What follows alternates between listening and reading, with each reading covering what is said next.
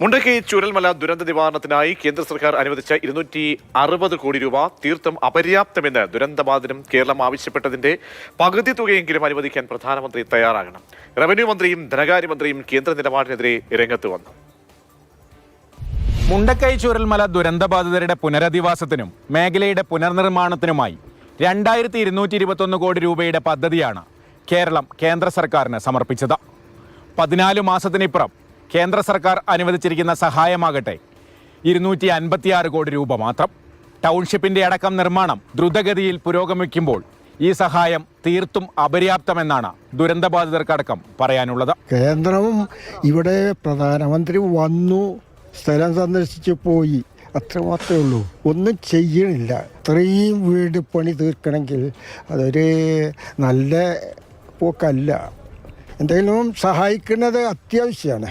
പല സ്റ്റേറ്റുകളിലും കൊടുക്കുന്നുണ്ട്. പിന്നെ ഇപ്പോൾ ഇവിടെ ഇത്രയും ജനങ്ങൾ കഷ്ടപ്പെട്ടിട്ട് എന്തെങ്കിലും ചെയ്യണ്ടേ. കൊടുക്കാൻ അർഹതപ്പെട്ടത് കൊടുക്കുകയാണെങ്കിൽ പണി പെട്ടെന്ന് നടക്കും. സംസ്ഥാന സർക്കാരിൻ്റെ ഭാഗത്തു നിന്നുള്ള പ്രഷർ നിരന്തരമുണ്ട്. അതുപോലെ തന്നെ ഞങ്ങൾ ആക്ഷൻ കമ്മിറ്റി എന്ന നിലയ്ക്ക് പ്രഷർ അതുമുണ്ട്. MP-മാരുടെ ഭാഗത്തു നിന്നുള്ള പ്രഷർ, അതുമല്ലാതെ കോടതിൻ്റെ ഭാഗത്തു നിന്ന് നിരന്തര പ്രഷർ. ഇത്രയും പ്രഷറായിട്ട് പോലും വെറും 260 കോടിയാണ്. അത് പേരിന് ഇപ്പോൾ കേന്ദ്ര സർക്കാർ കേരളത്തിന് അല്ലെങ്കിൽ വയനാടിന് ഇത്ര തന്നു എന്ന് പറയാൻ വേണ്ടിയുള്ള ഒരു എമൗണ്ട് ആയിട്ടാണ് ഞങ്ങൾക്ക് തോന്നുന്നത്. ഞങ്ങൾ എന്തിനാണ് ഇങ്ങനെ പ്രധാനമന്ത്രി അവഹേളിക്കണമെന്നുള്ളതാണ് ചോദിക്കാനുള്ളത്. 2200 കോടികളാണ് നമ്മളെ സ്റ്റേറ്റ് ഗവൺമെൻറ് ആവശ്യപ്പെട്ടുള്ളത്. അതിൽ പകുതിയെങ്കിലും കൊടുക്കണം. ഞങ്ങൾ ആസാം പോലത്തെ ആസാമിലുള്ള ആളുകളെ പോലെ തന്നെ ആളുകളാണ് ഈ കേരളത്തിലെ ആളുകളും, അല്ലെങ്കിൽ മഹാരാഷ്ട്ര ബീഹാറിലെ ആളുകളെ പോലത്തെ ആളുകൾ തന്നെയാണ് കേരളത്തിലെ ആളുകളും. ജീവിതനിലവാരം കുറച്ച് മെച്ചപ്പെട്ടെന്ന് കരുതിയിട്ട് ഞങ്ങൾ ഇന്ത്യക്കാരാവാതിരിക്കുന്നില്ല. ഞങ്ങൾ ഇന്ത്യക്കാരാണ്. ഇപ്പോഴത്തെ സഹായം കേന്ദ്ര സർക്കാരിന്റെ ഔദാര്യമല്ല, കേരളത്തോടുള്ള അവഗണനയ്ക്കുള്ള തെളിവാണെന്ന് റവന്യൂ മന്ത്രിയും പറയുന്നു. മറ്റ് സംസ്ഥാനങ്ങൾക്കൊക്കെ കിട്ടിയ ആനുകൂല്യം കേരളത്തിന് അവകാശപ്പെട്ടതാണ് എന്നാണ് കേരളം പറയുന്നത്. കേരളം പുതിയൊരു ഔദാര്യത്തിന് വേണ്ടി ചോദിക്കുന്നില്ല. നിയമപരമായി മുൻ അനുഭവങ്ങളുടെ അടിസ്ഥാനത്തിൽ കേരളത്തിന് ലഭ്യമാകേണ്ട ദുരന്തബാധിതരുടെ ഒരു സഹായം കിട്ടണം എന്നാണ് കേരളം ആവശ്യപ്പെട്ടത്.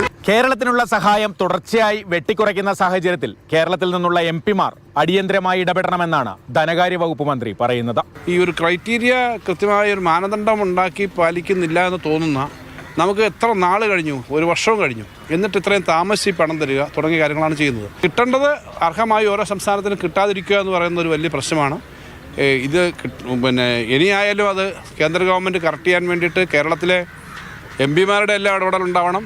BJP നേതൃത്വം, സംസ്ഥാനത്ത് BJP ഉണ്ടല്ലോ, അവരുടെ നേതൃത്വത്തിൻ്റെ ഭാഗത്തുനിന്ന് വിശ്രമം ഉണ്ടാവും. എന്താണെങ്കിലും ദുരന്തം നടന്ന 1 വർഷം പിന്നിട്ട് കഴിയുമ്പോൾ കേന്ദ്ര സർക്കാർ ഈ പണം അനുവദിച്ചതിനെതിരെ വലിയ വിമർശനമാണ് ദുരന്തബാധിതരിൽ നിന്നും ഭരണാധികാരികളിൽ നിന്നും ഉയരുന്നത്.